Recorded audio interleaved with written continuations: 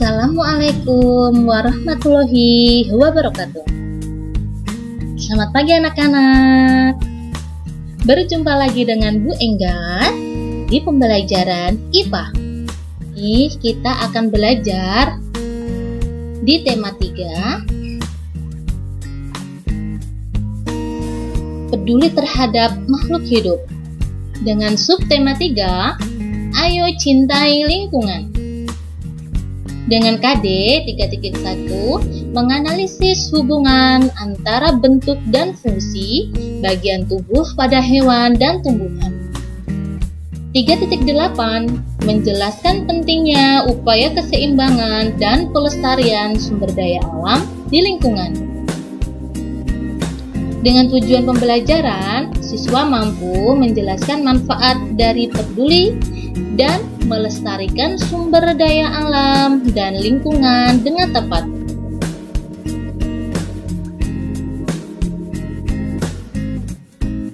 Hari ini kita materinya adalah upaya pelestarian lingkungan hidup.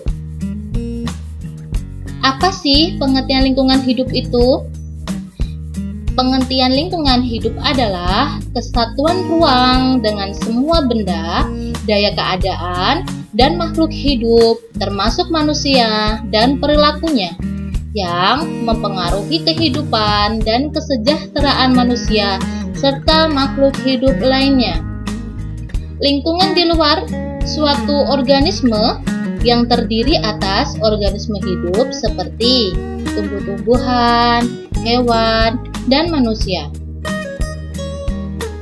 Lingkungan hidup tidak saja bersifat fisik, seperti tanah, udara, air, cuaca, dan sebagainya. Namun, dapat juga berupa sebagai lingkungan sosial.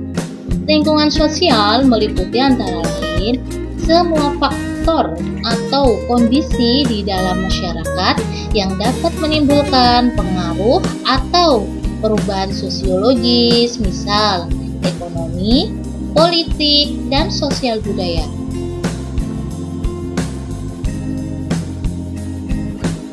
Pelestarian tanah. Pertama-tama Ibu akan membahas tentang pelestarian tanah di sini. Terjadinya bencana tanah longsor dan banjir menunjukkan peristiwa yang berkaitan dengan masalah tanah. Banjir telah menyebabkan pengikisan lapisan tanah oleh aliran air yang disebut erosi, yang berdampak pada hilangnya kesuburan tanah serta terkikisnya lapisan tanah dari permukaan bumi. Seperti ini contohnya dari tanah longsor dan banjir. Ini dipengaruhi oleh masalah tanah. Selanjutnya, upaya pelestarian tanah dapat dilakukan dengan cara yang pertama, menggalakkan kegiatan menanam pohon atau penghijauan kembali yang disebut dengan reboisasi terhadap tanah yang semula gundul seperti ini. Yang di sini ada ilustrasinya adalah anak-anak yang sedang menanam pohon untuk program reboisasi. Yang kedua, untuk daerah perbukitan atau pegunungan yang posisi tanahnya miring, perlu dibangun terasering atau sengkedan sehingga mampu menghambat laju aliran air hujan. Nah, ini contohnya seperti ini. Pasti kalian pernah ya jalan-jalan di perbukitan atau di pegunungan, pasti melihat sawah itu kenapa sih kok dibuat tingkat. Nah, ini tingkat ini adalah namanya sengkedan atau terasering, yaitu untuk menghambat laju aliran air hujan. Ya, kalau datar pasti nanti akan terjadinya longsor ketika hujan lebat atau terjadinya terkikisnya tanah seperti yang di atas tadi. Di sini Ibu jelaskan tentang pelestarian udara. Dalam udara terkandung beraneka ragam gas, salah satunya adalah oksigen, yang kita manfaatkan untuk bernafas. Udara yang kotor karena debu ataupun asap, sisa pembakaran menyebabkan kadar oksigen berkurang. Ini sangat betul sekali. Keadaan yang seperti ini sangat membahayakan bagi kelangsungan hidup setiap organisme.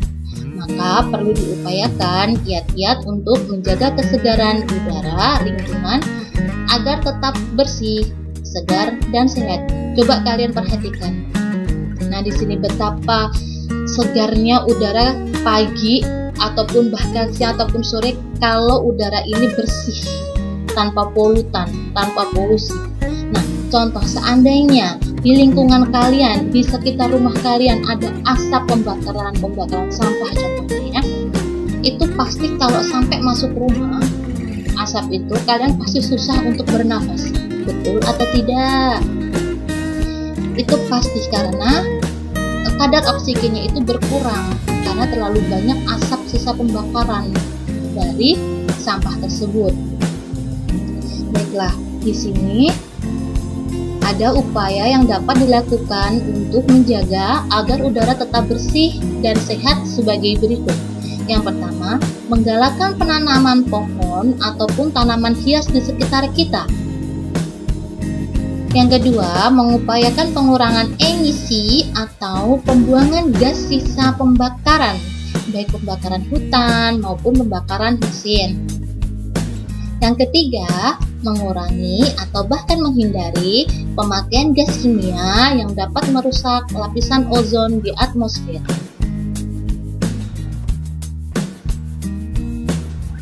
Yang ketiga di sini adalah pelestarian hutan. Eksploitasi hutan yang terus-menerus berlangsung sejak dulu hingga kini tanpa diimbangi dengan penanaman kembali menyebabkan kawasan hutan menjadi rusak. Pembalakan liar yang dilakukan manusia merupakan salah satu penyebab utama terjadinya kerusakan hutan.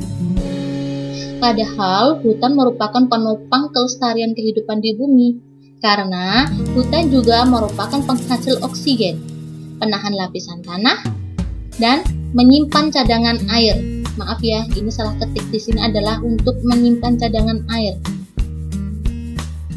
Nah, ini adalah kegiatan yang sangat merugikan bagi organisme, bahkan bagi manusia di sekitarnya. Kalau ada pembalakan liar ini, otomatis berakibat akan adanya banjir, akan adanya tanah longsor, seperti itu. Makanya, kalau pembalakan liar seperti ini harus diimbangi dengan adanya penanaman pohon kembali. Nah, di sini ada upaya yang dapat dilakukan untuk melestarikan hutan. Yang pertama, reboisasi yang barusan Ibu bahas, atau penanaman kembali hutan yang gundul, bekas ditebang seperti itu. Harus ada imbal baliknya. Ada tebang, ada tanam. Yang kedua, melarang pembabatan hutan liar secara sewenang-wenang. Yang ketiga, menerapkan sistem tebang pilih dalam menebang pohon. Yang keempat, menerapkan sistem tebang tanam dalam kegiatan penebangan hutan seperti yang Ibu bahas tadi ya, dari reboisasi atau penanaman kembali hutan yang dulu itu seperti itu. Jadi ada tebang, harus ada tanam kembali karena agar hutan itu tidak gundul seperti itu. Terus yang kelima, yaitu menerapkan sanksi berat bagi mereka yang melanggar ketentuan mengenai pengelolaan hutan.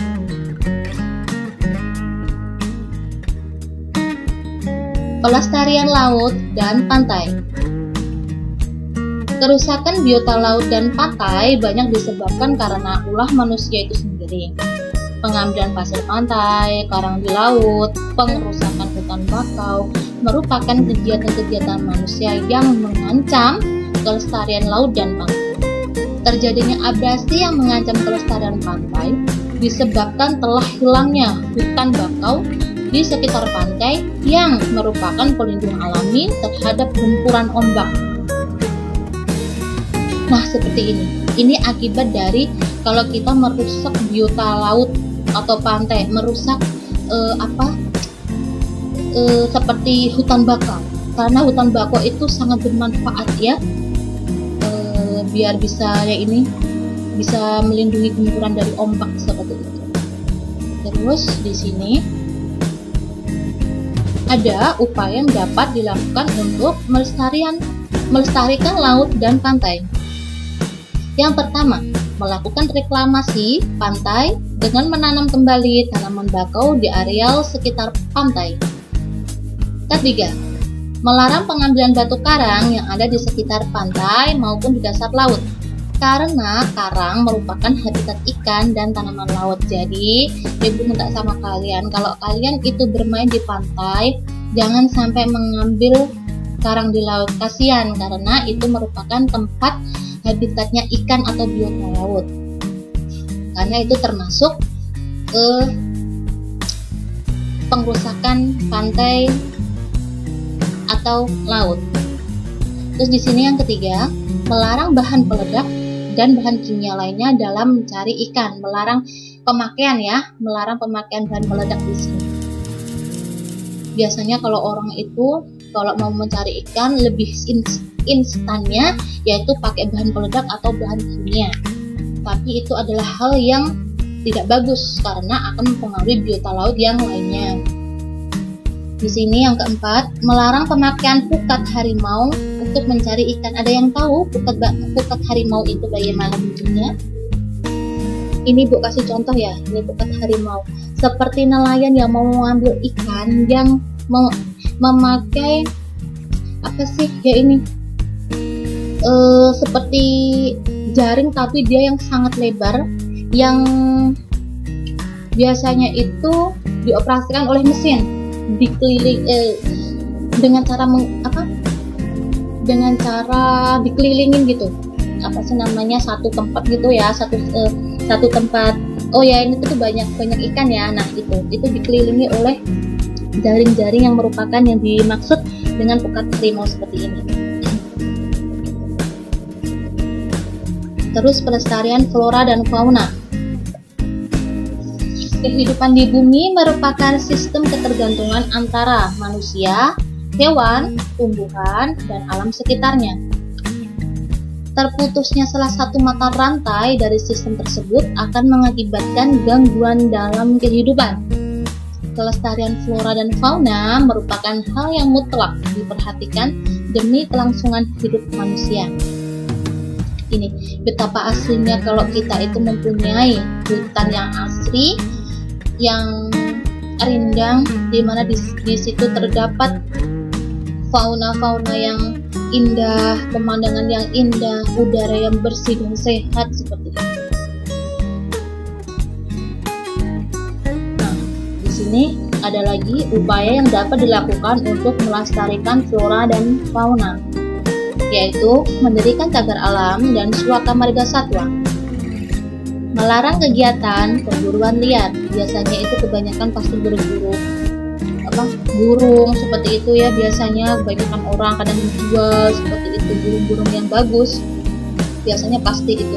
Menggalakkan kegiatan penghijauan seperti ini.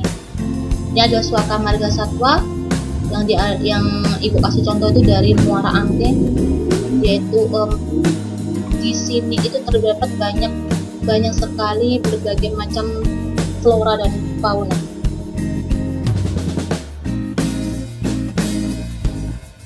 Nah, ini menjaga keseimbangan kelestarian sumber daya alam merupakan tugas kita bersama. Ada banyak cara yang bisa kita lakukan, dimulai dari hal yang kecil hingga yang besar. Tuhan menciptakan sumber daya alam untuk dapat dimanfaatkan oleh manusia. Pemanfaatan sumber daya alam secara bijak adalah hal yang sangat penting untuk keseimbangan dan kelestarian alam. Sikap bijak tersebut merupakan wujud kecintaan terhadap lingkungan. Jadi kita harus bisa melindungi bumi kita, melindungi alam sekitar kita agar alam sekitar kita itu tidak rusak. Seperti itu.